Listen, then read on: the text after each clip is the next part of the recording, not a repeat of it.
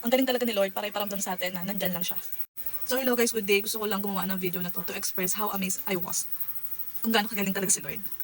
Sa matagal ko ng mga followers, alam nila yung story ko na way back 2019 nag-start yung journey ko during pandemic. Twice ako na diagnosed ng COVID, so this is my third life and I was very blessed para magkaroon tong buhay na to ulit.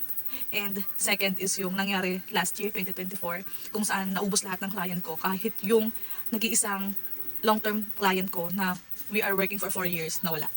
And 2024 is the most devastated year for me because nawalan ako ng client, nawalan ako ng trabaho, and then na-figure out ko paano na-scam ako ng isang developer.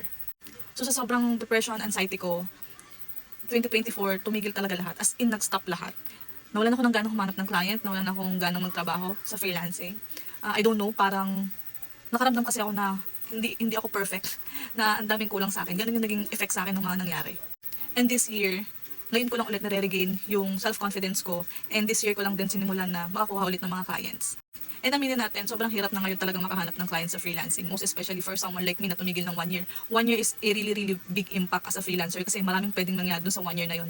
Sa 1 year na yun, maraming nag-upskills, mas maraming gumaling na VA and mga aspiring freelancers. And honestly, nahirapan talaga akong humanap ng client until dumating na ako sa point na kinausap ko talaga si Lord.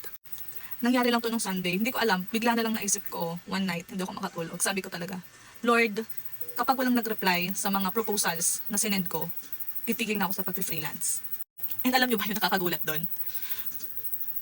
Na-miss ako kasi kinabukasan, doon sa sinendan ko ng mga proposals, 4 doon yung nag-reply. And then, as of this moment, as of this morning, may nagsasend pa sa akin ng mga invite through Upwork na hindi ko sinendan ng proposals. And pati sa LinkedIn, may nag-approach sa akin for an interview. So, today, tomorrow, and then next day is fully book ako.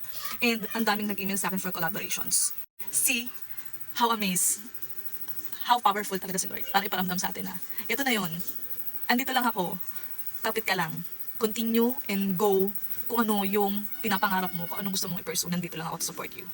For someone like me na sobrang dami na naging doubt because of so many things happened last year, sobrang laking impact ito for me and nakaka-empower siya, nakakalakas and nakakataas siya ng self-esteem talaga.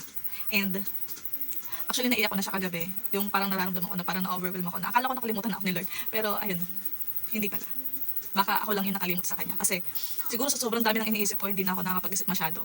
Ang dami kong gustong gawin na nakalimutan ko na humingi ng tulong sa kanya. So sa lahat ng down na down dyan, na feeling niyo parang nakalimutan na kayo ng mundo, nakalimutan na kayo kahit ni Lord. Hindi ganon. Baka kailangan mo lang talaga ng pahinga and baka kailangan mo lang talaga ng time for yourself. Parang na rin siguro magpahinga ka, baka na-overwork ka before. So, go lang tayo. Bye-bye.